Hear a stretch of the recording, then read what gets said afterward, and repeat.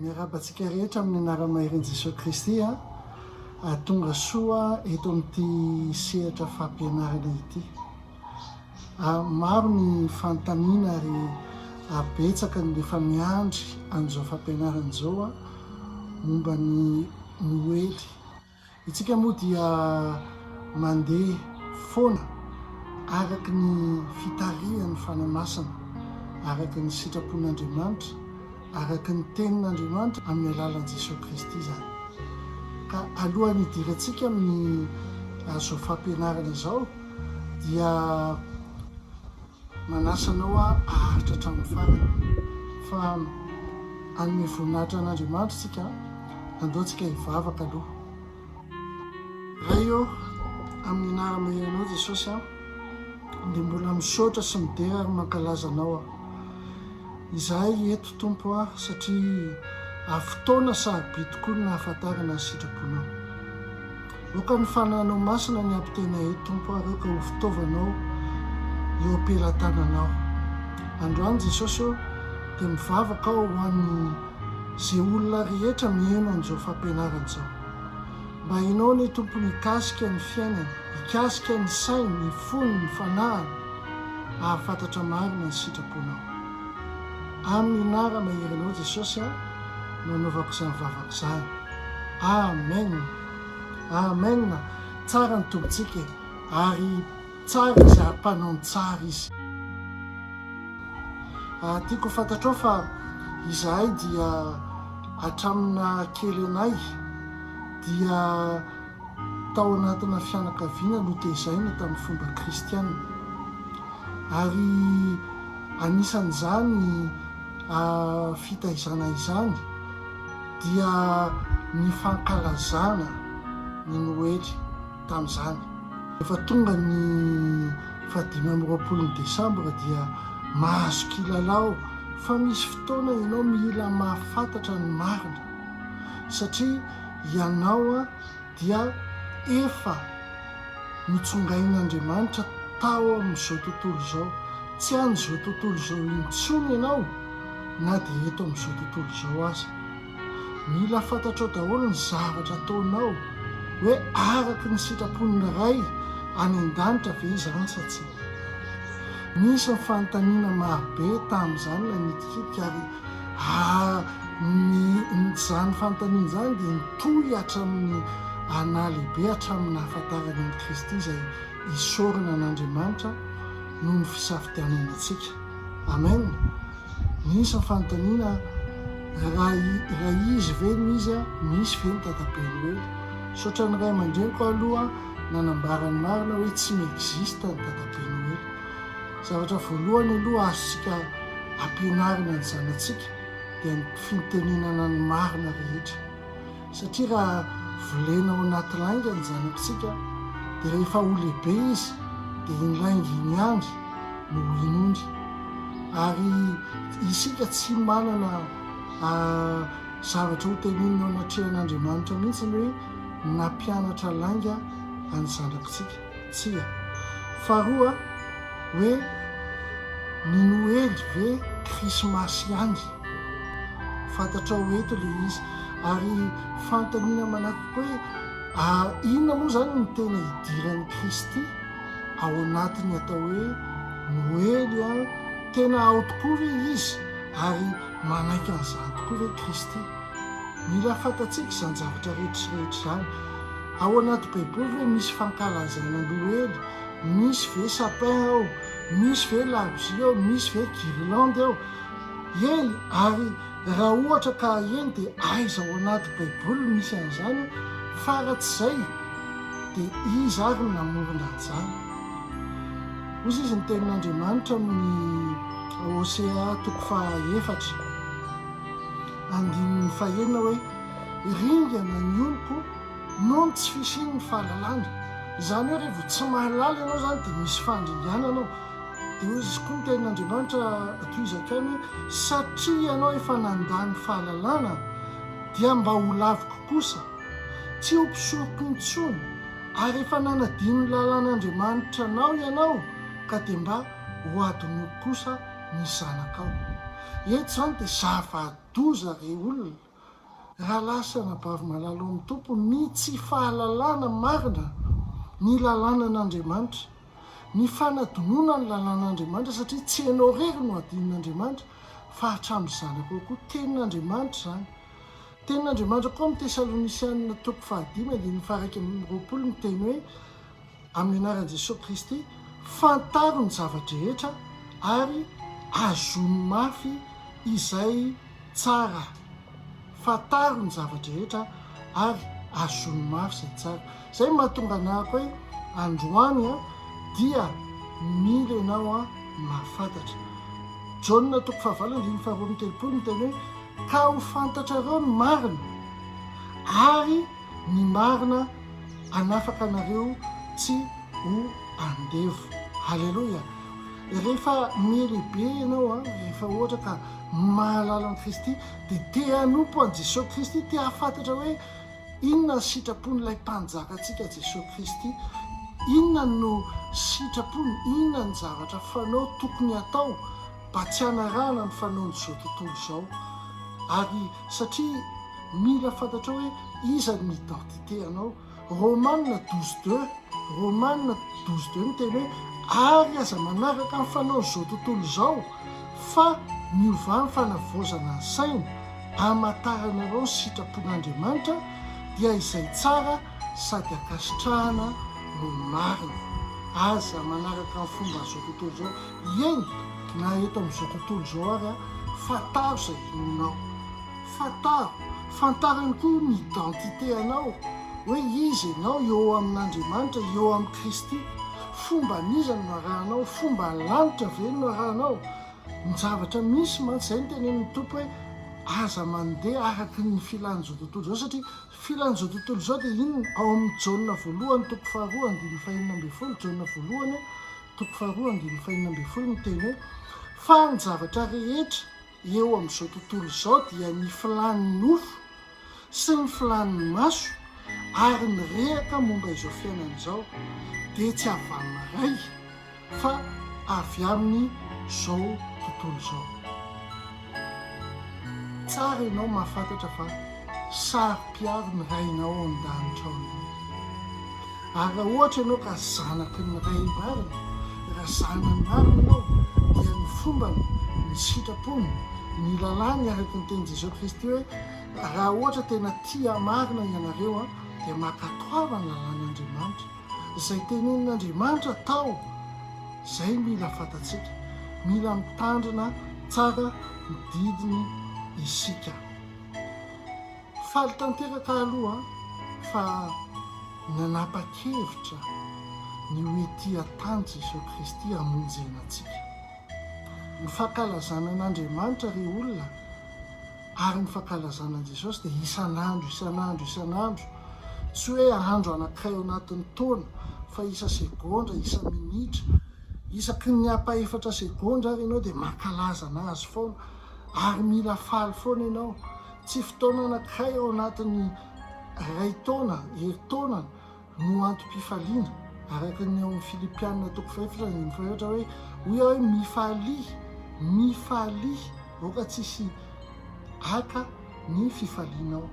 Ina moa ny antony ihany koa hoe mila ampianarina ianao amin'ny zava-misy, satria izao ny tenin'Andriamanitra amin'ny Deutéronomie 9:1-7 hoe mihainory Israely, Jehovah Andriamantsika dia Jehovah iray ihany. Mihainory Israely Jehovah iray ihany. Ary tiavany Jehovah Andriamanitra ao mifonao rehetra sy mifananao rehetra ary ny herinao rehetra.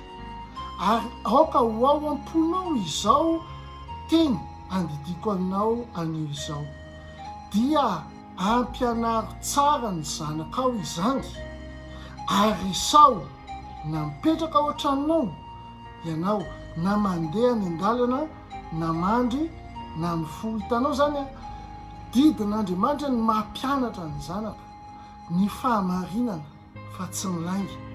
Ao amin'ny Matthieu 7:20 ihany koa, andininy 7:20-20 miteny hoe ary Jesosy nanantona dia teny taminy ka nanao hoe efa nomenay ny fahefana rehetra any an-danitra sy ety an-tany, koa mandehana ianareo dia ataovy mpianatra ny firenena rehetra, manao batisa azy ho amin'ny anaran'ny Ray sy ny Zanaka ary ny Fanahy Masina, sady mampianatra azy tandrina izay rehetra andidiko nareo. Ary indro izao momba anareo mandrakariva mandra-pahatonga ny fahataberan'izao tontolo izao. Amen. Rehefa ohatra ka ao anatin'ny sitrapon'Andriamanitra tsika dia momba antsika Jesosy Kristy ary tsy misaraka amintsika Jesosy Kristy. Araka ny teniny hoe ny hevitra manasaraka atsika sy Andriamanitra dia mifahotatsika. Koa manasanao ary andinika tsara n'izao fampianarana izao andao aritsika hiditra amin'ny fampianarana voalohany. Halleloia. Tonga soenao amin'ny fampianarana voalohany, iza moa ilay dadabe Noely, ary avaiza moa ilay dadabe Noely aloha. Iresaka momba anazy tsika. Fiaviana voalohany dia ilay atao hoe Nicolas de Myre na Saint Nicolas. Araka ny hitanao amin'ny sary io misy ihany koa zavatra anankiray izay hitantsika eto rehefa mandeha io Saint Nicolas io dia misy any atao ihany koa hoe père fouettard. Zany hoe rehefa maditra zany le ankizy dia misy amin'ny ankilany etsy. Araka ny hitanao io sary io dia le père fouettard dia atao ohatrany hoe olona mainty. Ary eto moa dia mila fantatsika tsara fa eto efa misy ny karazana rasisme hoe ny tsara dia ny fotsy ary ny ratsy dia mainty.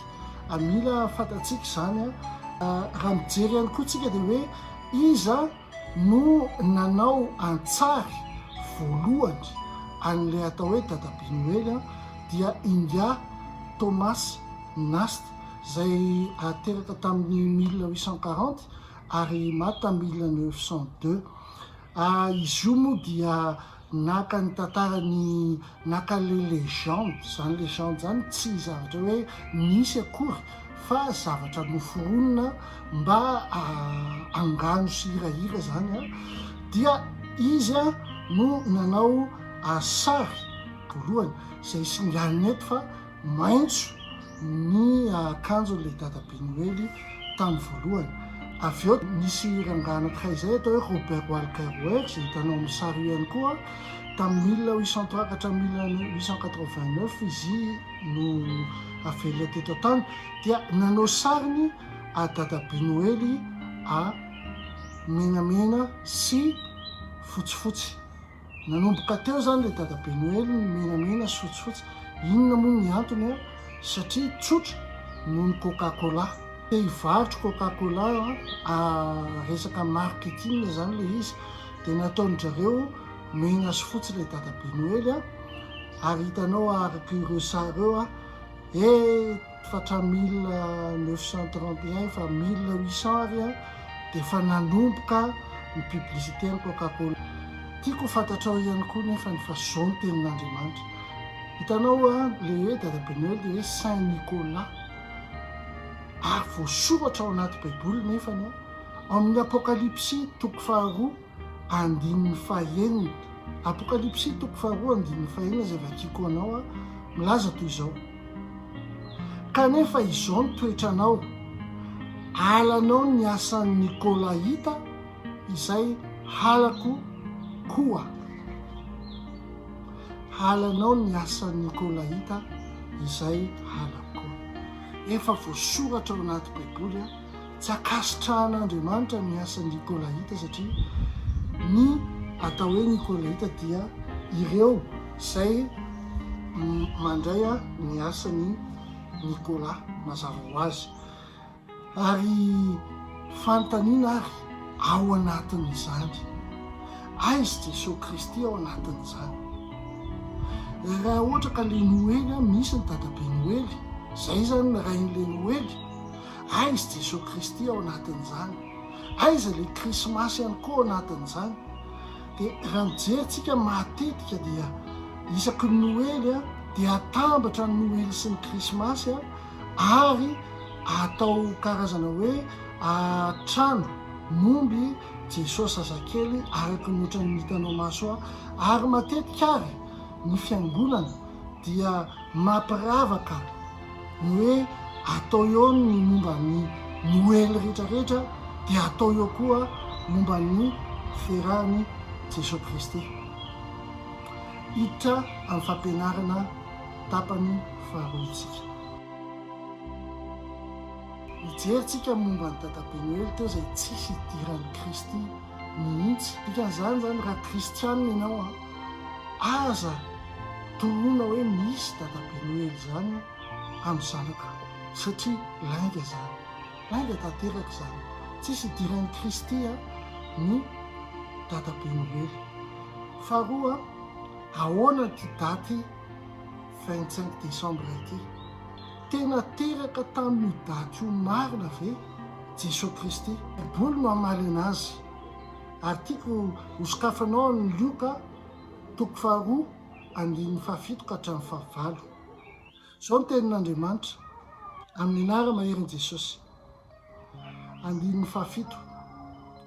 Ary niteraka ny lamatoana izy dia nodidiny lambanjaza ka nampandriny teo amin'ny finanam-bilona fa tsy nisy nitoerany tao an-tranom-bahiny.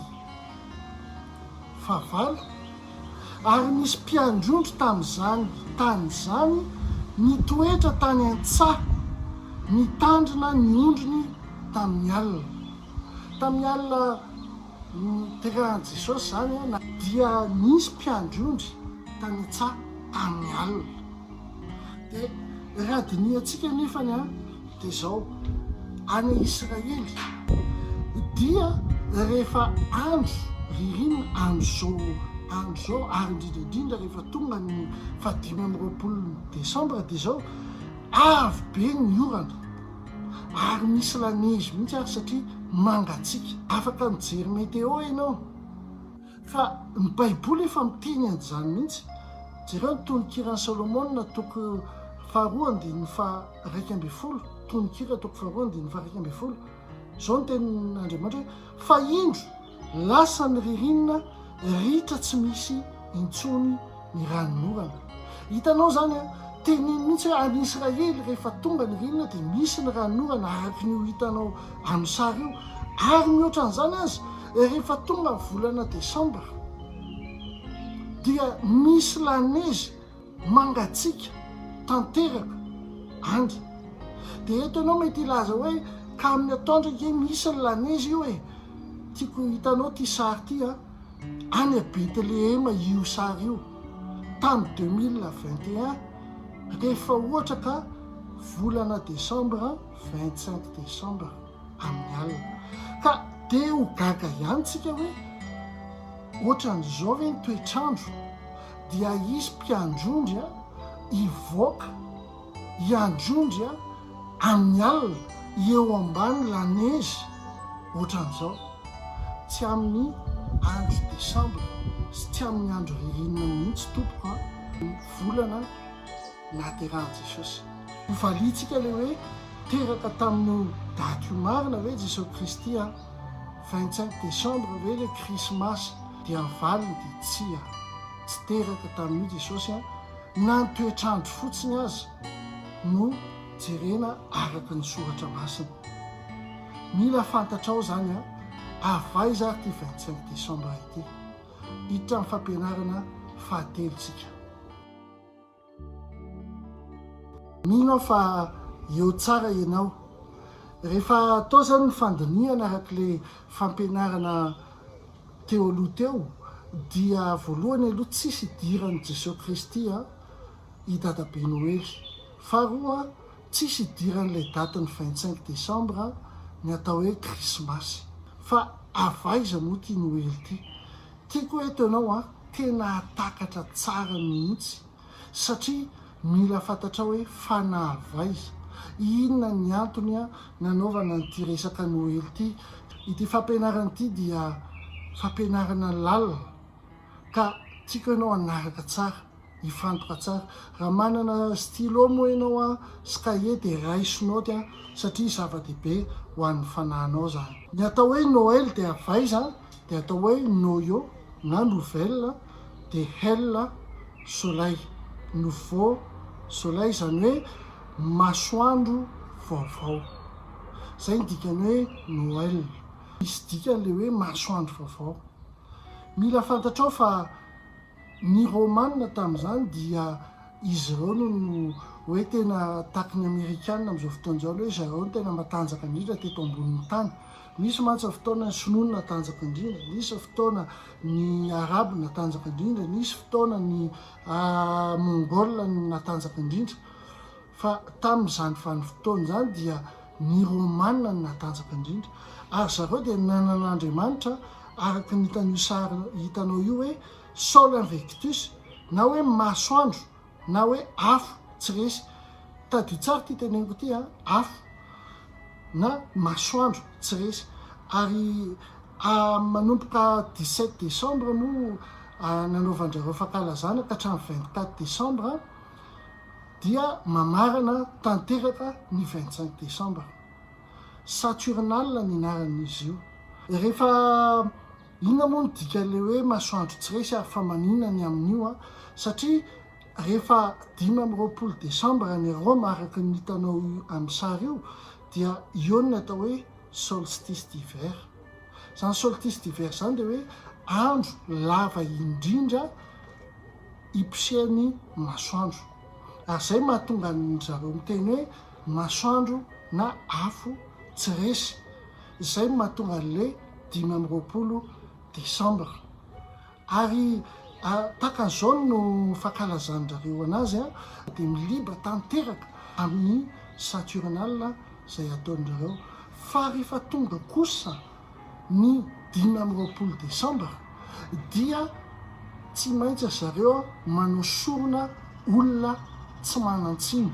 Ary mbola hita moa zany ao a Roma ao amin'ny atao hoe chapelle des Capucins ireo karandoan'olona rehetra indrindra na vehivavy Virginia, indrindra ny ankizy izy ireo sorona ary hita mivantana afaka makany Roma ianao indray androany makany amin'ny atao hoe chapelle des Capucins ary mahita fa misy ny sorona olona izay nataon'izy ireo tamin'izany fotoana zany. Rehefa mijery zany tsika dia fankalazana n'ity atao hoe sol invictus ity na masoandro na afo tsy resy ity ny antony nanasian-jareo an'le hoe Noely. Misy ifandraisan'izy ireo. Misy fomba efatra nankalazain-jareo an'izy ireo. Ary eto dia mila takatra tsara satria ho hitanao fa misy tovizana daholo ny fanahy izay tsy avy amin'Andriamanitra. Misy zavatra fomba efatra izay hitanao eto amin'ny écran moa zany voalohany lazaina fa Andriamanitra ny afo. Jehova rery no Andriamanitra, vato zany dia lazaina hoe Andriamanitra ny afo aloha. Faharoa misy ny filibana na misy ny fety tena goavana be. Fahatelo misy ny fahaterahana vaovao. Ary fahaefatra misy ny sorona olona tsy manan-tsiny. Aveko voalohany lazaina fa Andriamanitra ny afo, faharoa misy ny filibana, fahatelo misy ny fahaterahana vaovao ary fahaefatra misy ny sorona ny olona tsy manan-tsiny. Tsy ny romanina ihany no nanana an'izany atao hoe Andriamanitra ny afo zany, izay Saturne ny nataon-jareo anarany fa tao ihany koa hatramin'ny taona fahagola moa zany dia voalohany le lazaina Andriamanitra ny afo tany Mesopotamia ohatra araka ny sary hitanao io dia misy ny atao hoe Oto, zany ny atao hoe Andriamanitra ny afon-jareo. Ny amin'ny Hindou koa dia misy hoe Suraya. Amin'ny Grika misy ny atao hoe Kronos. Dia hitanao ny amin'ny Grika io zao tonga dia ambaran'jareo mihitsy hoe alaina ny tsy manan-tsiny dia zazakely ny hitanao eo. Dia toizako le izy lazaina koa fa Andriamanitra ny afo. Raha hijery any anaty baiboly amin'izay tsika dia tany Palestina tamin'izany ny Andriamanitra zareo izay hitanao eo amin'ny sary akavio dia hoe misy any Moloka, Andriamanitra ny afo. Ary teto amin'ny ankavanana koa tany Libanona na ny Kananita dia nanan'Andriamanitra ny afo hoe Ibala ny anarany. tiako fantatrao fa ireo dia voasoratra ao anaty baiboly.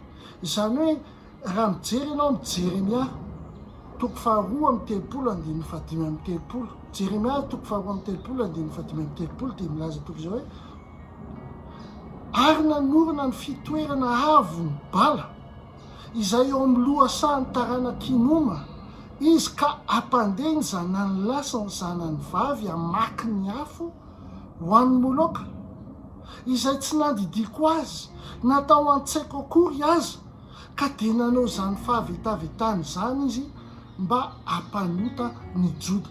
Hitanao misy fandraisany atao hoe bala sy ny moloka ary ny afo fampandehanana ny zanaka lana zanaka vavy ao anatin'ny afo. Raha lasana bavy malalon'ny tompo, mila takatrao fa ny fanahany bala dia fanahany moloka ihany ary fanahany masoandro tsiresy na sola victus na afo tsiresy. Mila fantatrao zany satria ny fomba arak'ilete dia hoe lazaina fa misy ny andriamanitry ny afo, misy ny filibana be, misy ny fahaterana vao, dia misy ny sorona ny olona tsy manatsiny. Efa tamin'izany andro any ireo olona dia nanome sorona ny zanany lasa ny zanany vavy tanaty afo. Ozy izy ny teny Jesosy hoe tenin'Andriamanitra hoe izay tsy nandidiko azy natao an-tsaiko akory azy. Mila fantatrao zany. Ary tia zavatra anankiray ihany koa mba hampitombo ny fahalalanao. Misy mantsy natao hoe cannibale, izany hoe ireo mpihinana olona zany. Mila fantatrao hoe avaiza ny atao hoe cannibale. Ny devoly mantsy dia izao, ny tenin'Andriamanitra io ihany ny alainy dia avadany. Dia hitanao ao anaty baiboly tamin'izany fotoana izany eo araky ny hitanao misary eo Noely toko fahavalo ambin'ny folo andininy fahasivy ka hatramin'ny fahafolo, dia izao ny tenin'Andriamanitra, izao no anao amin'ny zavatra masina indrindra avy amin'ny fanatitra tao amin'ny afo. Fanatitra tao amin'ny afo zany amin'Andriamanitra dia misy ny ondry, misy ny osy, misy ny omby, fa tsy misy mihitsy olona atao fanatitra amin'ny afo. Tsy tao an-tsain'Andriamanitra mihitsy zany na ny kely ary. Fa eto ny fanatitra ny afo izay tenin'Andriamanitra dia omby. Tadidinao tamin'ny Samoela, omby nalainy atao fanatitra amin'ny afo. Dia izao ny fanatiny rehetra sy ny fanatiny nonyita rehetra ary ny fanaty mpanonerany rehetra izay anonerany hoay ho masina indrindra ho anao sy ny taranakao zany. Toy ny fihinanao ny zavatra ao amin'ny fitoerana masina indrindra no hinananao azy. Ny lehilahy rehetra no mahazo mihinana azy, masina ho anao zany. Ny atao hoe cannibale dia avy amin'ny canne bale, izany hoe ireo mpisorona ny bala ireo rehefa avy nandorana ireo ankizy ireo tao anaty afo no mihina moloka na mihina bala, dia tsy maintsy nohaniny ireo zaza ireo. Izay no mahatonga an'ilay hoe cannibale. Raha hiteny amin'izay eto hoe tadidinao tamin'ny Samoela, izay no nahatonga ny Samoela niantsony ireo mpisorony bala ireo. Dia araky ny teny amin'ny mpanjaka voalohany toko fahavalo ambin'ny folo andininy fahaefatra amby roapolo, dia izao ny teneny hoe ary miantsony anaran'ny Andriamanitra ireo nareo, fa izao kosa hiantso ny anaran'ny Jehova, koa izay mamaly amin'ny afo dia aoka izy no Andriamanitra. Ary ny olona rehetra namaly hoe marina izany teny izany.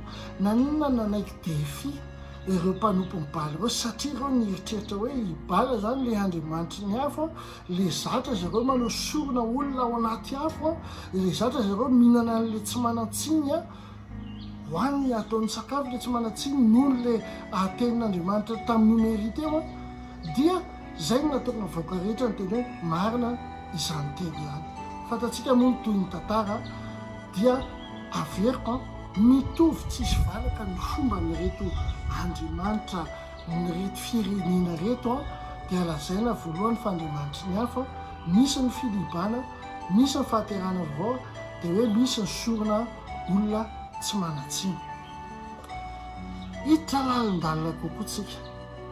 Avaiza moa no nangalan'ireo Romanina any hoe Andriamanitry ny masoandro, Andriamanitry ny afo, reto olona rehetrarehetra n'Andriamanitra ny hafa mibala ry moloka ry otory soraya kronosy avaiza moa ny tena fototra ireo.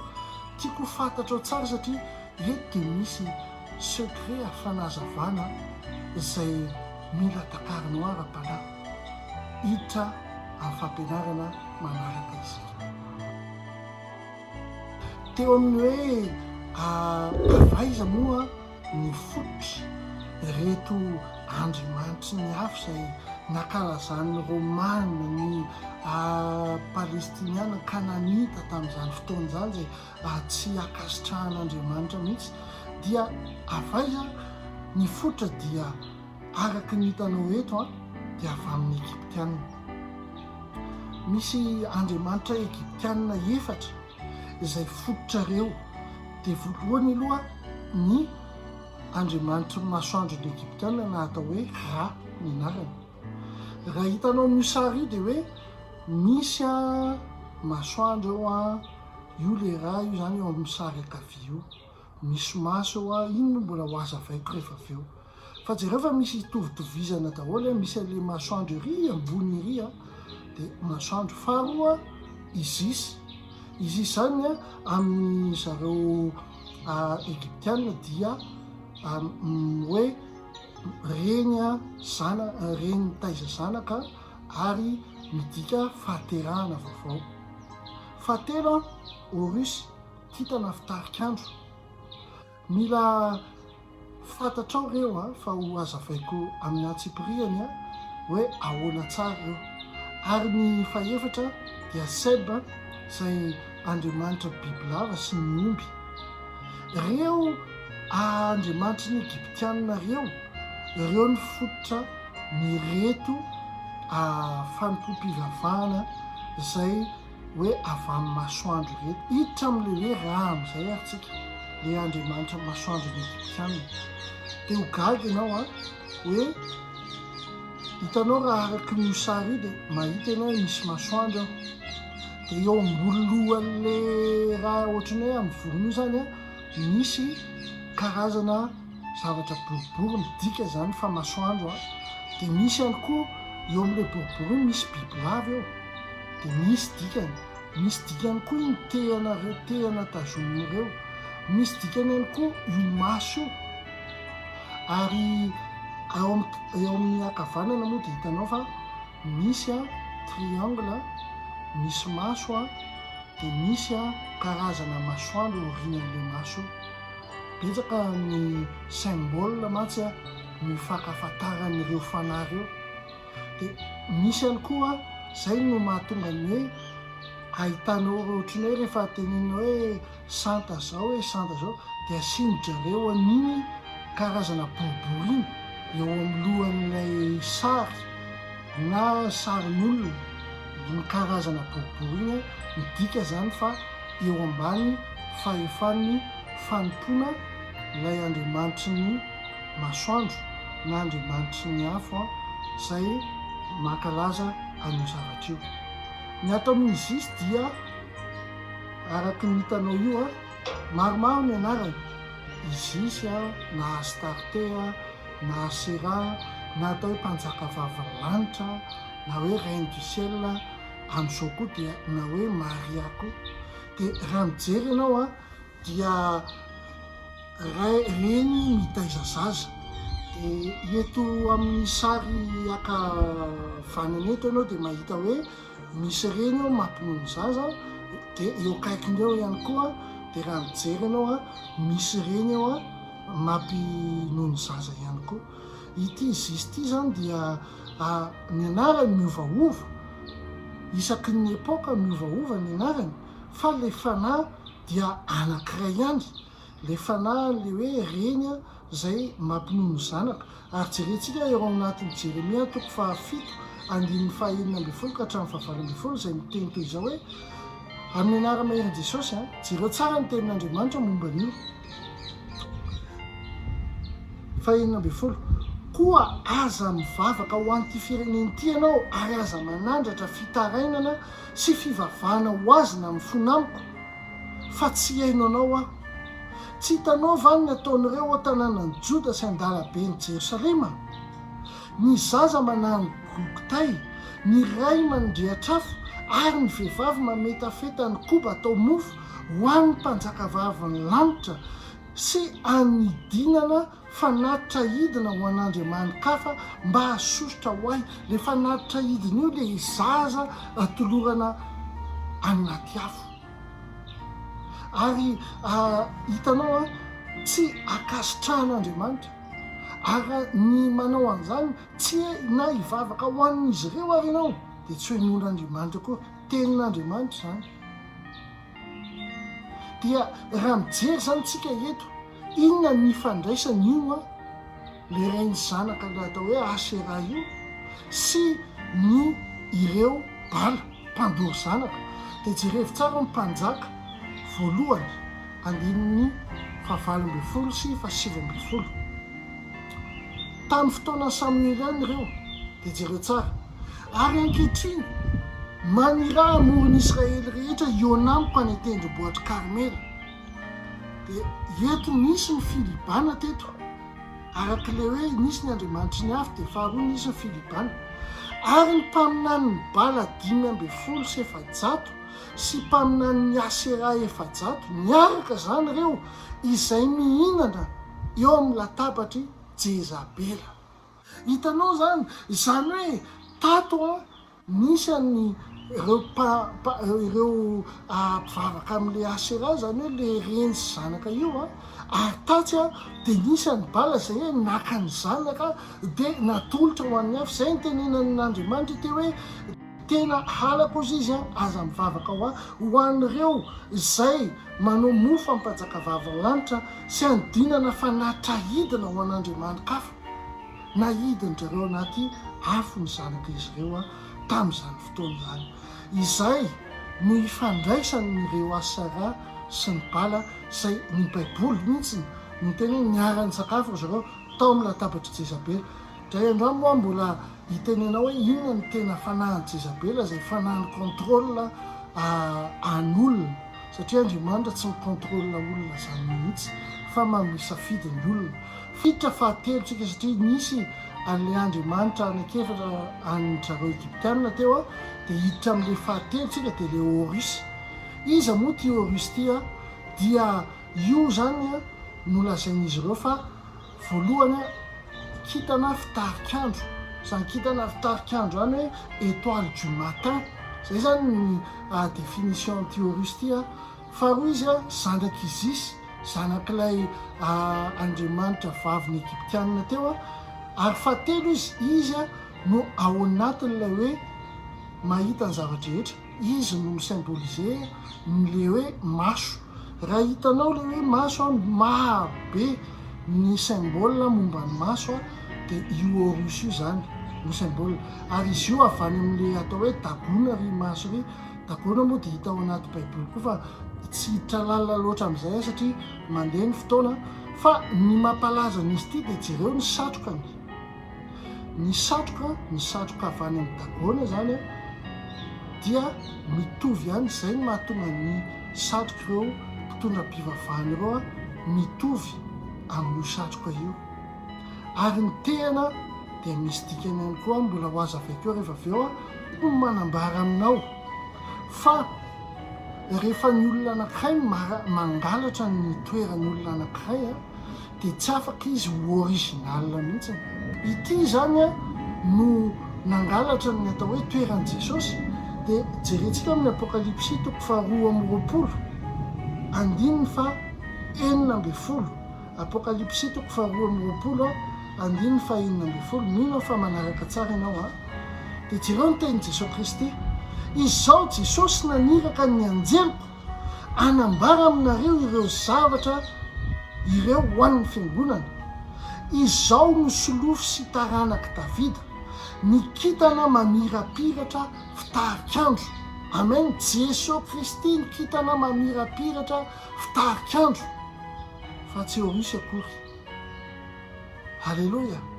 Toy izantsika amin'ny fampianarana. Mino fa eo ianao ary ilay Andriamanitra faefatra ny Egyptianina tsika izao dia ato amin'ilay atao hoe Seb. Ity seby ity dia mampiavaka anazy dia ny biby lava sy ny omby. Izy ny Andriamanitra ny biby lava sy Andriamanitra ny omby, satria mariky ny arena ny omby tamin'izany. Ny biby lava lazainy fa mitondra fanasitranana ary mitondra vokatra, ary izy ity atao hoe seby ity ny atao hoe rain'izisy, le reny zanaka teo. Dia raha mijery ianao dia eto dia mitovy ireo symbole amin'ireo fanahy ireo. Raha mijery ianao zao ohatra ny amin-jareo haindoha dia jereo fa misy bibilava eo amin'ny tenda anty Andriamanitra ny jareo haindoha ty. Misy ifandraisany daholo io. Dia jereo ihany koa lay omby amin-jareo haindoha, ary izay no fototra idiran'ity hoe bala ity. Tadidinao Mosesy le tany an-tendrombohitra, niverina nidina nijery ny zanak'Israely Mosesy, dia ny zanak'omby no nataony aroana ho Andriamanitra ny zanak'Israely, izay ifandraisany amin'ity seba ity, izay ifandraisany amin'ity bala ity, izay ifandraisany amin'ireto Andriamanitra hafa ireto. Vakitsika ny Apokalipsy 20:1. Mila fantatrao fa ny atao hoe bibilava na mihinarana dia devoly zany. Zao ny tenin'Andriamanitra Apokalipsy 20:1. Dia misambotra ilay dragona izy, dia ilay mihinarana ela, bibilava zany, ny devoly sy Satana izany, ka namatotra azy ary fotoana.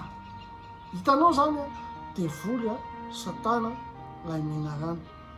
Ka raha Andriamanitra bibilava hita dia fantaro hoe iza zany io. Fakitsika koa amin'ny Exodosy 2:3-7 amin'ny anara-maheran'i Jesosy. Exodosy 2:3-7. Nalaky ny vily niala tamin'ny lalàna izay nasaiko nalehany izy, ka efa nanao omby lahy kely anidina ho azy. Hitanao zany omby lahy kely anidina ho azy satria niala tamin'ny lalàna Jehovah. Ary efa niankohaka teo anantrehany sy namono zavatra atao fanatitra taminy izy, ka nanao hoe io no Andriamanitra Israely izay nitondranao niakatra avy tany Egypta. Ary izay no nahatonga ny hoe miteny Andriamanitra hoe nanao omby lahy kely izy natao Andriamanitra. Ary tsy iza moa zany fa bala, ary ny fototra dia ity seba ity izay bibilava sy omby sy masoandro sy ny afo izay no fototra ijoroan'izy ireo. Raha hitanao amin'ny sary zany dia Andriamanitra anankitelo, misy efatra izy ireo fa Andriamanitra anankitelo reto Isis, Horus ary Seba, ireo ny fototra ireo fotom-pivavahana rehetra izay mivavaka amin'ny masoandro, na natao hoe masoandro tsy resy, na hoe Sol Invictus, na hoe Andriamanitra ny afo. Dia raha mijery ianao Isis, Horus, Seba, IHS, izay mahatonga ny fanompo-pivavahana avy any Roma dia manisy an'ity hoe IHS ity, ary manisy masoandro ho symbolen'izy ireo, satria maka ny fomba fivavahany ireto Andriamanitra Egyptianina reto le izy. Iverina zany tsika amin'ny Noely, dia ato zany avery kely le izy le hoe Sol Invictus, dia hoe masoandro avy resy. Voalohany lazaina fa Andriamanitra ny afo, faharoa misy ny filibana, fahatelo misy ny fahaterahana vaovao, fahaefatra misy ny soron'ny olona tsy manatsiny, ary Noël zany dia hoe nouveau soleil na hoe masoandro vaovao. Dia misy ny fomba fanompo-tsampy, izay anakefatra le hoe andriamanitra ny hafa voalohany zay efa hitanao sy nazavaiko rehetra teo a. Faharoa, misy ny filibana zay efa hitanao hoe miaraliba reo bala sy asera reo a. Rehefa saturnal dia misy ny filibana, misy ny fety isan-karazany a. Ary fahatelo, misy ny fahaterana vaovao a. Le fahaterana vaovao dia zao manao sorona zaza tsy manatsiny reo na vehivavy virginy tsy manatsiny, dia hoe faly le andriamanitra ny hafa dia mame vokatra vaovao a rehefa tapitra ny ririnina. Izay zany le tena ao anatin'zareo. Areto misy marika zay ahafantaranao an'zareo. Zao mantsy mila mitandrina tsara ianao satria d'époque en époque zany hoe amin'ny fotoan'andro dia zao ny anarana ihany ny ovaovany ao fa ny symbole dia ataony mitovy. Ireto zany ny marika ahafantaranao an'zareo. Voalohany aloha ny masoandro, satria manompo masoandro reo. Ary fa maninona zareo manompo masoandro satria misy tenin'Andriamanitra ao amin'ny Jaona toko fasify. Araka ny tempanao hoe le Andriamanitra, tenin'Andriamanitra ihany no alain'izy ireo ary avadiny ho azy ary tarihany vahoaka mba hahatonga ny vahoaka tsy ahafantatra ny sitrapon'Andriamanitra. Jaona toko fasify 5:5 ny teny hoe raha izao tontolo zao ao ho Jesosy io dia fahazavany zao tontolo zao.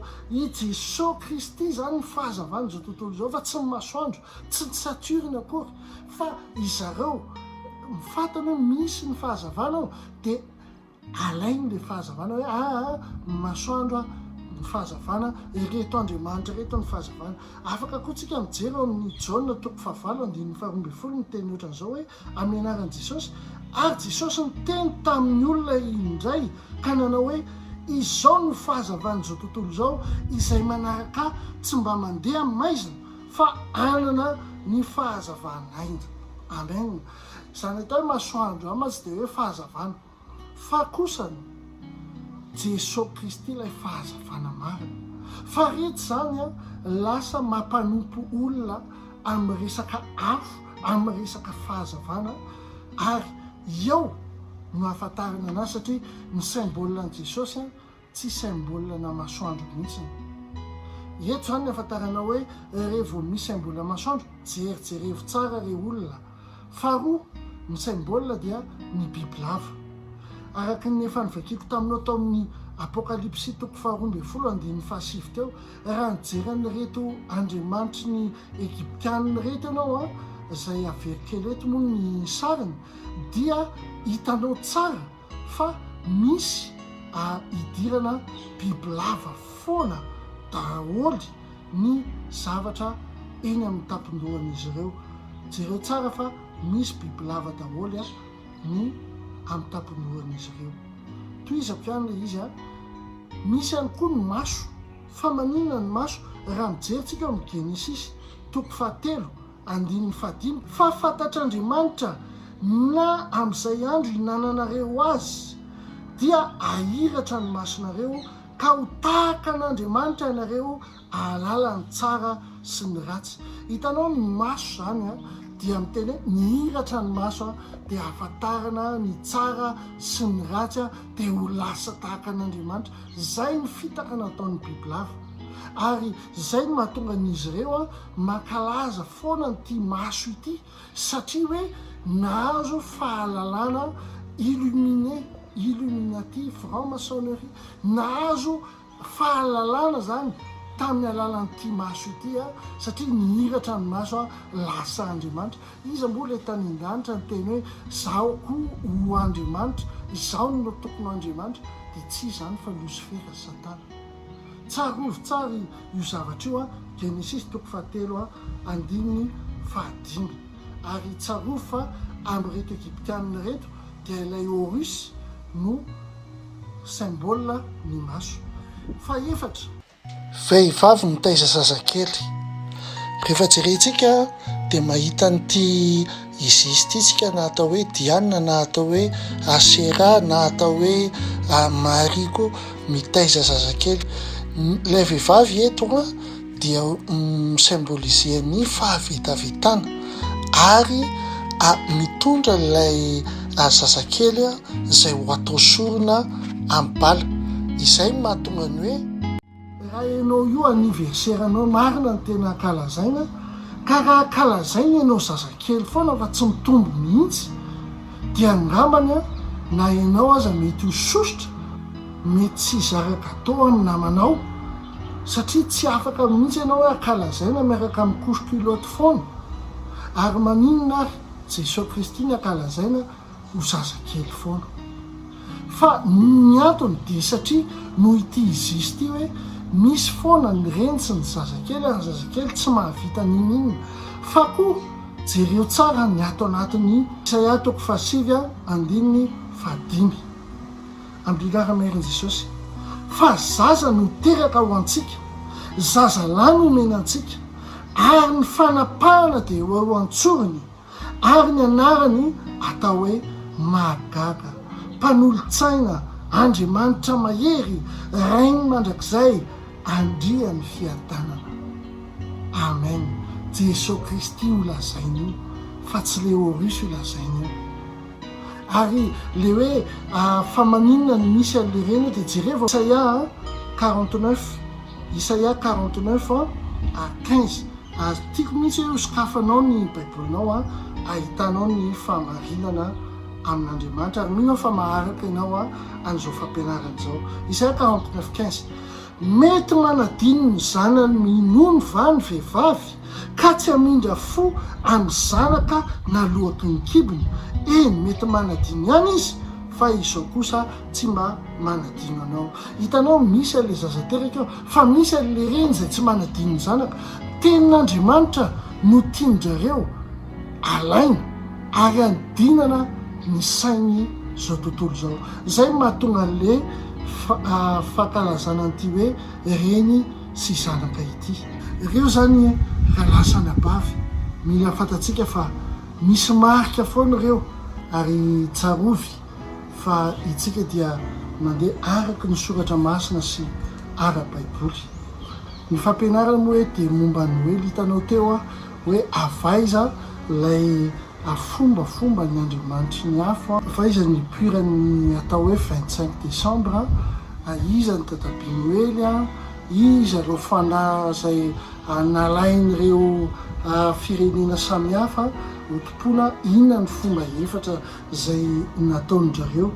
Koa makasitraka anao manaraka ny fampianarana, ary amin'ity tapany manaraka ity dia hiditra isika amin'ny Noely mihitsy ny amin'izay, satria hitanao moa reo fomba rehetrarehetra zay noteninanao tereo, fomba ny-jareo Egyptiana, fomba ny-jareo Bala ary Moloka, fomba ny-jareo Isis, Soreba, Orusy sy Seba zafady, no tsy maintsy nalain-jareo indrindradrindra ny Romanina moa zany, satria tamin'izany fotoana izany ny Romanina no natanjaka araka le niteneniko teo. Baiboly nefa miteny hoe tsisy ifandraisany maizina sy mazava, fa teto dia nisy fisainana, satria tamin'izany ny kristianina dia natao hoe secte.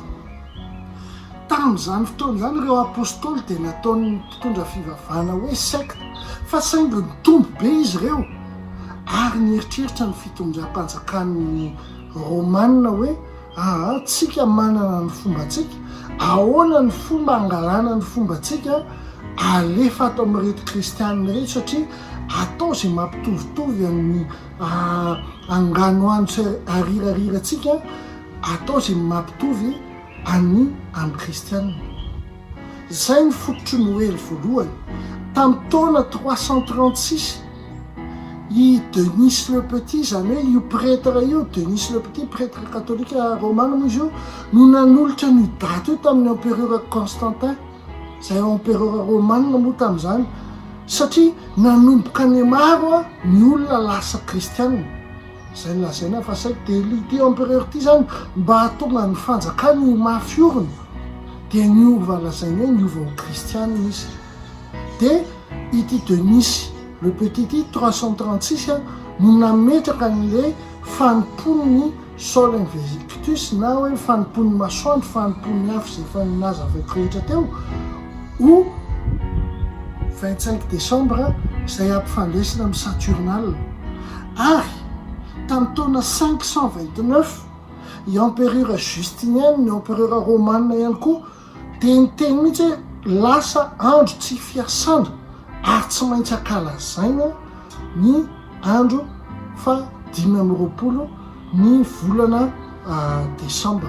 Teo zany na tonga ny nanomboka teo ny Noely voalohany. Araka ny hitantsika aloha Noely tsy misy idirany Jesosy Kristy na dia miray ary. Raha hijereny hoe momba ny Noely tsika ny symbole rehetra amin'ny Noely dia hitanao fa miverina foana amin'iretsy andriamanitry ny Egyptianina rehetra foana le izy. Dia izao voalohany aloha satria tsy maintsy misorona tao le tsy manan-tsiny dia taritana amin'le 14. Tamin'izany fotoana izany dia ireo zazakely sy vehivavy ireo dia novonono. Tateo aoriana moa tsy nisy intsony ny sacrifice humain fa kosa misy langa aparitaka amin'ny ankizy. Vatany vao miteny ianao hoe dadabe Noely, misy Noely avy any amin'ny Kristy, saotran'izay dia langa zany satria na ny daty nahaterahan'i Kristy tsy marina, fombafomba tsy avy amin'Andriamanitra satria halan'Andriamanitra ny fampianarana Nikolaita. Dia jereo tsara momba ny zaza aloha dia mipetraka foana le hoe zaza sireny eto dia ino zaza tsy manatsiny no taritana. Zay mahatonga nyty hoe Jesosy zazakely foana ity. Ary manarak'izay dia ny labozia tamin'izany fotoana izany dia rehefa ataon'ireo sorona ireo zaza ireo dia alaina le tavin'le zaza dia atao labozia apetraka eny amin'ny sapin eny ho mariky ny hoe Andriamanitry ny afo. Zay mahatonga le hoe eny amin'ny sapin eny napetraka zareo ireo labozia ireo. Ary ilay étoile ery ambonin'ny sapin ery tadio le niteneniko teo le hoe Horus le naka ny identitén'i Kristy hoe kitana fitarik'andro. Zay mahatonga anjareo nametraka an'ireny étoile reny ho marika ny hoe étoile dia Horus fa tsy Jesosy mihitsy. Ary le guirlande dia marque seba satria izy mimpanjaka ny bibilava. Hitanao ny guirlande zany manodidina tahaka ny bibilava an'le sapin reny.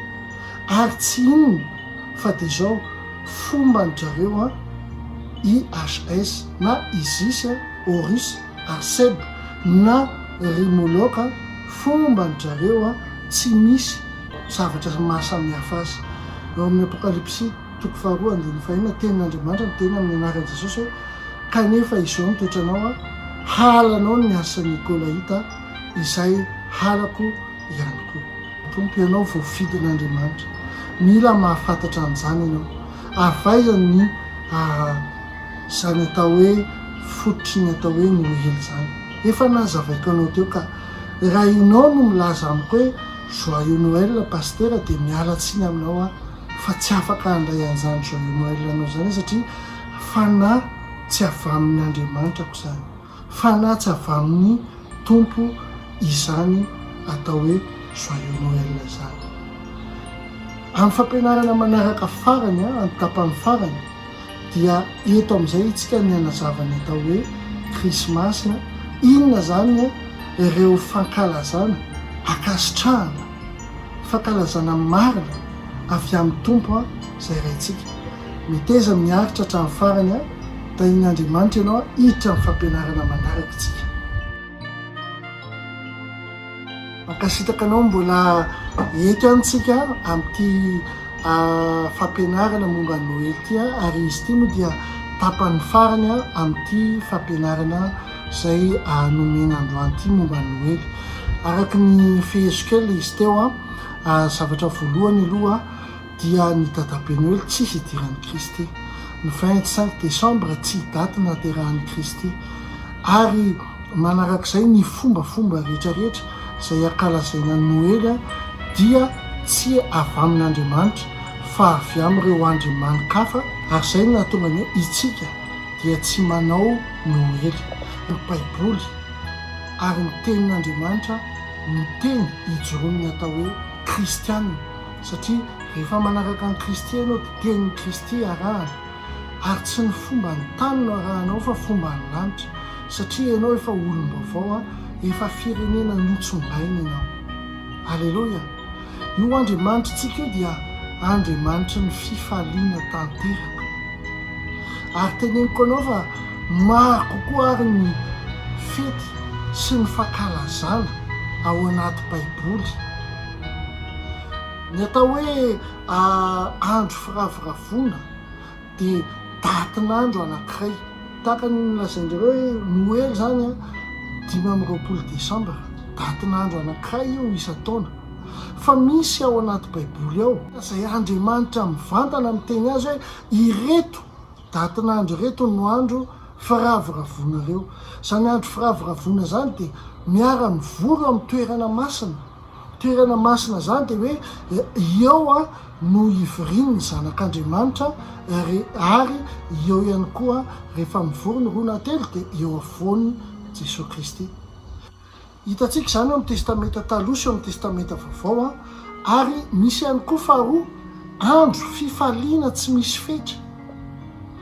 Samihafa ireo andro firavoravona sy andro fifaliana tsy misy fetra. Zany hoe andro fifaliana zany tsy misy daty exact zany fa isan'andro san'andro ianao dia afaka mifaly, isaky ny mandeha ianao dia afaka mifaly. Ka hojerentsika ary le izy ara-baiboly no hijerevantsika anazy amin'ny anara-mahery Jesosy. Ireto ny andro firavoravona amin'ny toerana masina. Izay hoe fionana zany na am-piangonana miaraka amin'ireo rahalanao sy anabavinao amin'ny Kristy dia misy anankisivy izy ireo. Voalohany, misy ny sabata. Levitikosy 7:7 miteny hoe enemana ny anaovanao raharaha fa ny andro fahafito dia tena andro fitsarana dia fivoriana masina ary aza manao raharaha koa ianareo fa sabata ho an'i Jehova eny amin'ny fininanareo rehetra izany. Sabata zany dia sabotsy zany. Dia miteny eto hoe andro fitsarana. Ianao tsy robot. Indraindray ianao io vatanao io mila mitsahatra, mila makaina ny sainao, ny fonao ny sainao, mila mideran'Andriamanitra ianao satria rehefa miaraka amin'Andriamanitra dia andro fitsarana, mitsahatra ny sainao, ny fonao sy ny mombanao rehetra. Andro sabata zany. Mila manaja ny sabata isika. Avy eo ho avy satria eo isy teny hoe ay ianao zany sabatista paster. Azafady sady sabatista no alahadista no alatsinainista no talatista no alabista isan'andro tsika miaraka amin'Andriamanitra. Fa ny sabotsy ny sabata an'i Jehova dia andro natokana ho an'i Jehova akanao aina. Alleloia. Faharoa, Levitikosy 7:20 dia ny Paska. Etsika vakitsika.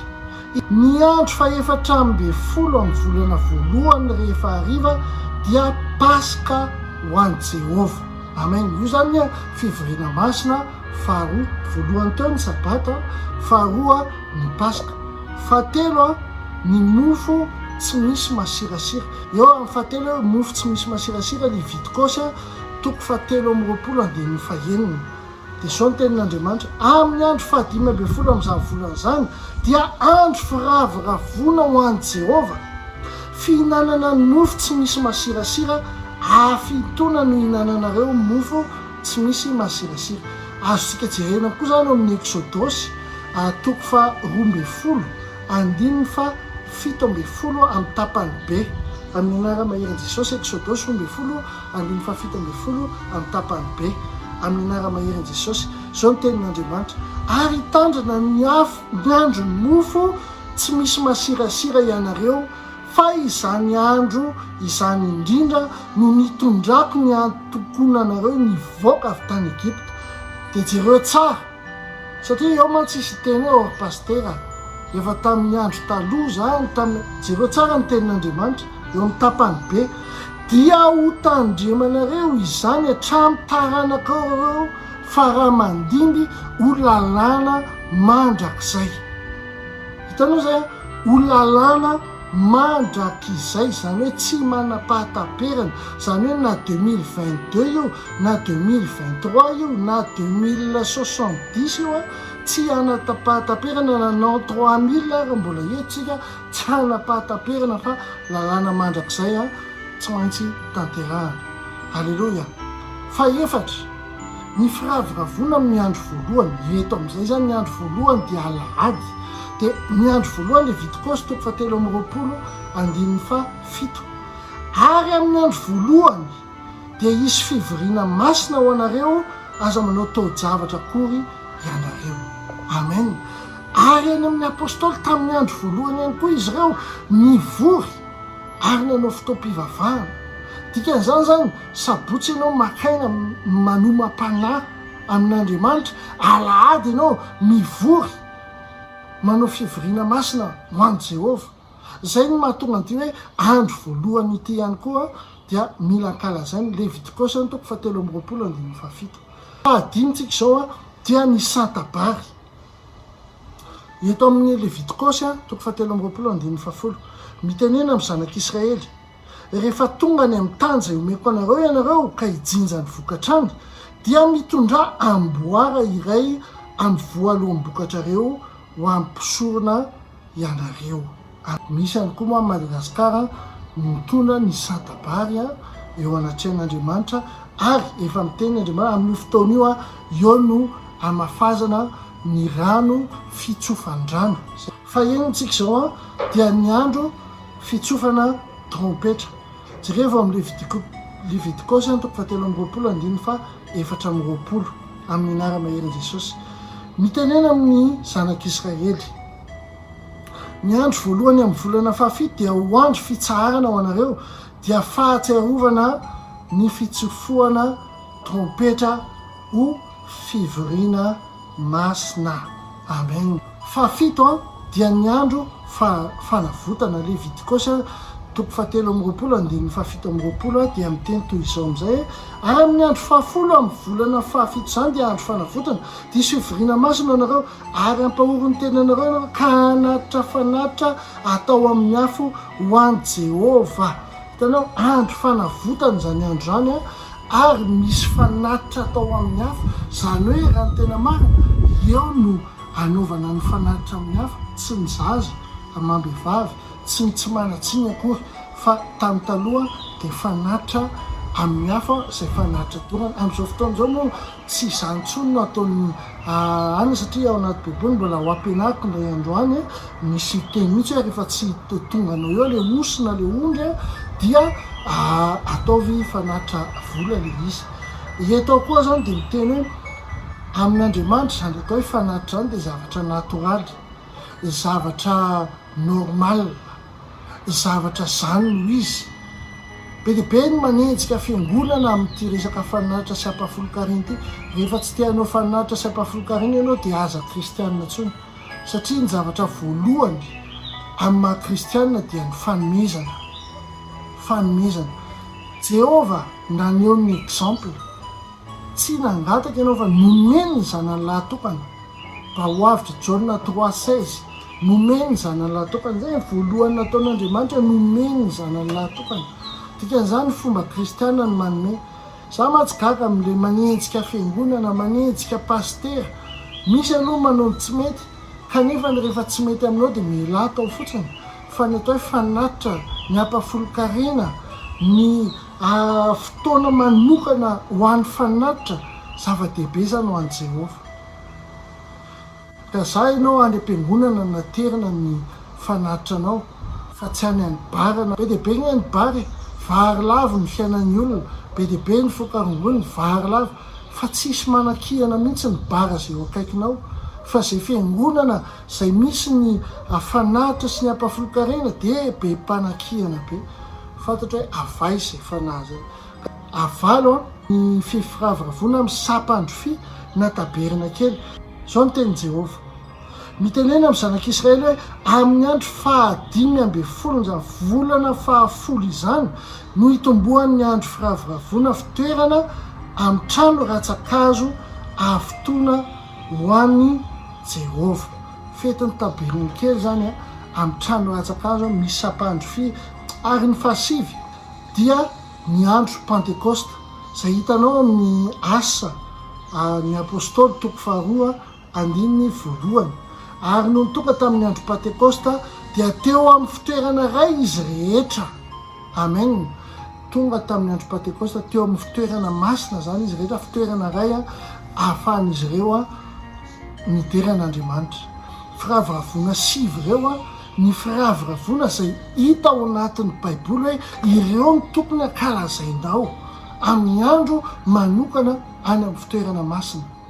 Alleloia. Tsy misy akoatran'ireo fa reo areo nefany tsy hoe satria tamin'ny testamenta taloha dia tsy izy tsony tadio fa zao ny teny Jesosy Kristy hoe izao izy tsy tonga andrava lalàna fa tonga ameno mba hatonga lalàna ho feno tanteraka. Zany hoe ianao zany mahatonga anao ao ambany fahasoavana dia ianao mihitsy ilay misafidy hanatanteraka lalàna Jehovah. Tsy hoe eo ambany fahasoavana ianao dia manao n'importe quoi fa rehefa eo ambany fahasoavana ianao dia misafidy ary mity amin'ny herinao rehetra, amin'ny fonao rehetra, amin'ny fananao rehetra ny lalàny Jehovah, lalàny rainao. Tsarovy izay zavatra izay. Ary araka ny teny Exodosy 12:17 tapany be teo hoe lalàna mandrakizay ampianaro ny zanakao ahafantatra an'ireo lalàn'Andriamanitra ireo. Mbola mamerina ihany koa amin'ilay Levitikosy 23:31 Andriamanitra mbola miteny izy hoe aza manao rahako ho lalàna mandrakizay mitaranaka faramandimy zany eny amin'ny rehetra ho ninanareo. Jereo tsara fa matoa Andriamanitra mamerina foana n'ity lalàna mandrakizay ity. Misy dikan'izany. Hiditra ao amin'ny atao hoe Krismasy amin'izay tsika. Misy ny andro fifaliana ary tsy misy fetra, tsy misy daty exacta napetrak'Andriamanitra fa isan'andro. Tsarovy fa rehefa tonga ny anjely niteny tamin'ireo mpiandry-ondry zavatra voalohany tenenin'ireo anjely dia hoe voninahitra ho an'Andriamanitra. Le kategoria faharoa le hoe andro fifaliana tsy misy fetra. Andro fifaliana tsy misy fetra. Voalohany andro fifaliana tsy misy fetra dia ny batisa. Tsy hoe ohatran'le anankisivy rehetra hoe amin'ny andro sy amin'ny daty exacta ny nanaovana anazy fa eto zany dia firavoravoana azo atao isan'andro. Ny batisa Matthieu 3:1-12 Matthieu 3:1-12 amin'ny tapany a vakiny amin'ny anara-maherin' Jesosy zao ny tenin'Andriamanitra ao. Izao izy dia manao batisa nareo amin'ny rano ho fibebahana fa ilay avy ao arinako no mahery noho izao ka tsy mendrika ny hitondra ny kapany akory azy. Izy no hanao batisa nareo amin'ny fanahy masina sy ny afo. Amen. Batisan'ny rano zany, batisan'ny fibebahana zany rehefa ohatra ka mandeha amin'ny fibebahana ny olona anankiray dia jereo fa misy fety be ao an-danitra ao, misy voninahitra ho an'Andriamanitra azontsika jereo zany ao amin'ny Luka 15:10 zao ny tenin'Andriamanitra lazaiko aminareo fa misy fifaliana toy izany eo anatrehan'ny anjelin'Andriamanitra ny amin'ny mpanota iray izay mibebaka. Amen. Batisan'ny rano batisan'ny fibebahana araka ny Matthieu 3:1-12 tapany teo Luka 15:10 dia hoe tena andro fifaliana ny batisa. Ny batisa tsy voatery hoe isa-taona amin'ny 10 décembre ihany ny batisa fa na isan'andro aza misy ny batisa dia andro firavoravoana zany. Faharoa andro firavoravoana dia ny fandehanana amin'ny fahamarinana. Jauna 7:1-4 zao ny tenin'Andriamanitra tsy manana fifaliana mihoatra noho izao aho dia amin'ny andro enesako fa mandeha araka ny fahamarinana ny zanako. Rehefa mandeha amin'ny fahamarinana ianao momba anao Jesosy Kristy. Jesosy Kristy ny fahamarinana sy ny fiainana. Tsy Nicolas, tsy dadabe Noely ny fahamarinana sy fiainana fa Jesosy Kristy. Tsy Horisy ny fahazavana fa Jesosy Kristy. Tsy Horisy manana ny tehany fa Jesosy Kristy manana ny tehany fahefana. Alleluia. Tsy zazakely foana Jesosy fa efa olon-dehibe, mpanjaka ny mpanjaka, tompony tompo. Zany ny atao hoe fahamarinana. Ka raha mandeha ao anatin'izany tsika dia andro mpifaliana ny fiainantsika. Fahatelo dia ny andro fionana na fankahitana. Hitanao rehefa za zao tena ho fifaliana be mihitsy mionako anao na ny Maorisy na ny Madagasikara na ny amin'izay toerana rehetra izay ataon'Andriamanitra miona, satria andro mpifaliana izany, andro afakalazana izany. Jona faharoa toko voalohany 2:12 ozy ny tenin'Andriamanitra hoe manana zavatra maro ho soratana aminareo aho, nefa tsy tiako atao amin'ny taratasy sy ny ranomainty izany, fa manantena ho tonga aty aminareo aho ka hiteny mifanatrika mba ho tanteraka ny fifalianareo. Amen. Andro firaviravona, andro fifaliana zany, fa tsy voatery hoe andro anankiray zany, fa amin'ny andro rehetra zay ionana sy fankahitana. Fa efatra, hiara ny fakapanahy eto aloha dia mila tena mahatakatra be ianao, rehefa ianao niaran'izay fakapanahy zay dia andro raiso ho andro mpifalianao zay, satria zao ny antony.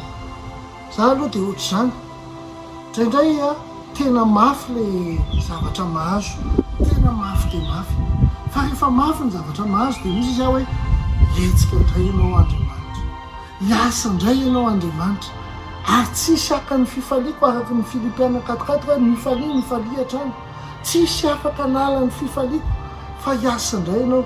Zay ny hoe mifalia ianao raha misy fakapanahy. Jakoba 1:2 riralariko ataovy ny fifaliana avokoa raha hiara ny fakapanahy samihafa ianareo, satria fantatrareo fa na ny fizahan-toetra ny finoanareo dia mahatonga faharetana. Amen. Fakapanahy mila mampiasa finoana mitondra faharetana mitondra fahasoavana tsy ahitakarana. Alleluia. Ozy izy koa ny tompo hoe ny mahafaly ny tompo dia ianao manana finoana. Isaky ny anao zavatra ndao dia mba nitany finoanao, ka ataovy fifaliana zany hoe hiaran'ny fakapanahy zany. Fahadimy fampaherezana. Jereva amin'ny Filemonina 1:1 fa raha misy olona mampahery anao, ataovy tena fifaliana lehibe ho anao zany. Amen. Fa misy mantsy amin'izao fotoana izao tratran'le fanahin'ny fahapiviana, tratran'le fanahin'ny atao hoe mangidy fo, dia na misy olona mampahery anao zao ary dia avy eo raisinao, lasa fisainao indray le olona. Misy olona manampy anao zao, mampahery anao amin'ny laviny rehetra, lasa raisinao ho ratsy indray le olona. Tandremo, raiso fifaliana foana. Za raha misy olona ohatra hoe manana trano izy dia faly miaraka aminy, satria mampahery anahy izy hoe matoa izy manana Andriamanitra koa afaka mamin'ny anahy, dia miara-faly aminy.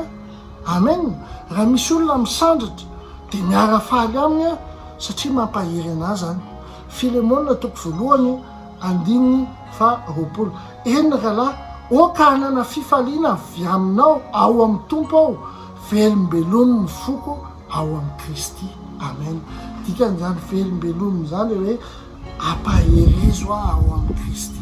Rehefa misy mampahery ianao, aza raisina ho zavatra tsisy dikan'izany, raiso fifaliana.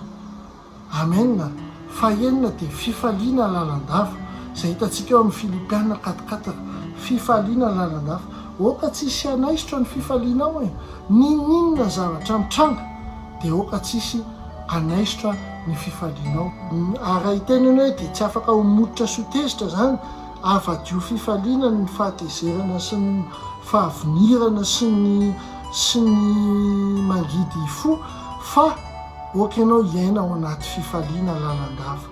Hitsikio fotsiny ireo mpiteny ratsy aminao dia hivavao ireo, satria rehefa tonga ny fotoana lasa ho fitoeran-tongotra eo ihany ireo. Mifalia mandrakariva ao amin'ny tompo, hoy aho indray mifalia. Amen. Anakenina izay androm-pifaliana izay, izay andro fifaliana tsy misy fetra izay, tsy misy miteny ianao mihitsy hoe ray andro any ianao no mahazo mifaly, fa ny ankoatran'izay ianao tsy maintsy mitomany. Tsia, afaka hifaly ianao isa segondra.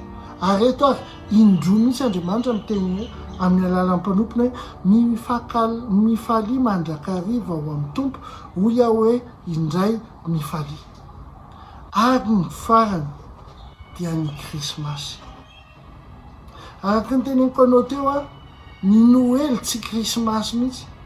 Raha kristianina ianao dia arao le fampianarana rehetra teo a fa kristianina dia tsy mankalaza Noely mihitsy, fa afaka mankalaza Krismasy ary tsy amin'ny 25 Desambra fa amin'ny fotoana rehetra dia Krismasy, satria misaora Jehova nanome any Kristy amin'ny fotoana rehetra, isan'andro isa-sekondra.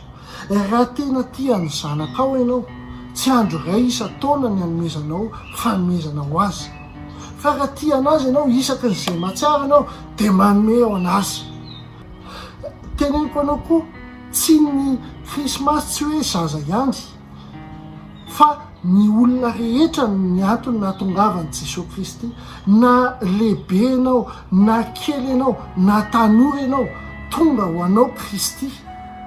Krismasy ho anao Kristy, teraka ho anao Kristy, nitsangana velona tamin'ny maty ho anao Kristy, maty ho anao Kristy, Kristy complet ho anao. Halleloja. Ary isan'andro isaky ny vao mifono masonao io dia Krismasy, isaky ny vao mifono dia Krismasy. Zany tenenako anao hoe mila takatrao a ny secret any lanitra, mila takatrao ny fomba any lanitra. Tiako miteny anao a, be dia be isika malagasy indrindrandrindra, rehefa maty vao raha malala, tsia dia zao mbola velona zao oka ianao Krismasy ho an'ilay namanao.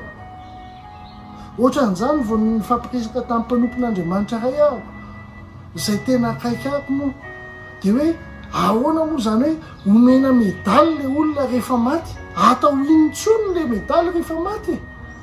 Rehefa velona izy omeo medaly, omeo voninkazo, omeo an'izay rehetra azonao omena ampifalio, mba ho faly izy, mba ianao le hoe mpampahery, ianao le hoe tia. Halleloja. Fa tsy hoe rehefa maty le olona dia oka ho Krismasinao isan'andro. Tsy amin'ny 25 any ianao vao manome cadeau any zanakao, tsy manome cadeau any ray aman-dreninao, tsy manome cadeau any rahalahinao, tsy manome cadeau any anabavinao. Ho an'ny olona rehetra Krismasy ho antsika Jesosy Kristy. Halleloja. Be dia be a ny zavatra ao anaty Baiboly izay mankalaza ny Kristy, voninahitra ho an'i Jesosy Kristy. Raha kristianina ianao a, ny Noely tsy Krismasy, ary ny Krismasy tsy 25 Desambra irery andro, fa isan'andro ny Krismasy. Tamin'ny voalohany nanomboka n'ity fampianarana ity dia nisy fanontaniana vitsivitsy izay apetrako eto amin'ny écran eto a, dia valintsika miaraka le izy a. Noely any ve ny Krismasy? Tsia. I Jesosy Kristy ve ny dadabe Noely? Tsia. Mankalaza Krismasy ve? Eny. Isan'andro mankalaza Krismasy. Raha iso reto tenin'Andriamanitra reto a, ao bolana 10-28. Amaranantsika ny fampianarana rehetra dia raiso reto n'Andriamanitra reto. Tenin'Andriamanitra amin'ny bolana 10-28 amin'ny anara-meron Jesosy. Ny fanantenan'ny marina dia fifaliana, fa ny fanantenan'ny ratsy fanahy ho foana. Amen. Fifaliana ny fanantenanao. Filipianina 4:4, mifalia ho Yahweh mifalia. Salamo 9:2, salamo nataon'i David io: iderany Jehova amin'ny foko rehetra aho, anambara ny fagaganao rehetra aho. Ho faly sy ravoravo aminao aho, ankalaza ny anaranao ry avo indrindra. Oka ny fifalianao sy oka ny fankalazanao dia an'Andriamanitra rery any. Halleloja. Vakitsika koa ny amin'ny Isaia 12:10, andininy 7. Mino aho fa mampahery anao zany tenin'Andriamanitra zany a, ary mino aho fa mahalala ny marina ianao. Isaia 12:10, andininy 7. Koa amin'ny fifaliana no atsakanareo rano amin'ny loha ranom-pamonjena. Amen. Raha te azo zavatra pozitif ianao amin'ny fiainanao, aza fenona negatif ny ao amin'ny fonao sy ao amin'ny sainao, fa zao amin'ny fifaliana no atsakanao rano any amin'ny loha rano-pamonjeny. Hitanao zany misy zany famonjeny efa nomanin'Andriamanitra anao, fa raha io fonao io ny tsy faly na io sainao io ny tsy faly de tsy akany amin'ny rano, tsy akany amin'ny loha rano-pamonjeny ianao, fa fifaliana anao aka ny any amin'ny loha rano-pamonjeny. Mpitoroteny toko 7 andininy 7. Mino fa manaraka tsara ianao amin'ny anara mahery Jesosy. Halleloja. Mandehana anao amin'ny fifaliana ny aninao. Sotroy amin'ny fofalifaly ny divay anao. Io divay tsisy taoka io fa efa nakasitrahan'Andriamanitra ela ny asanao.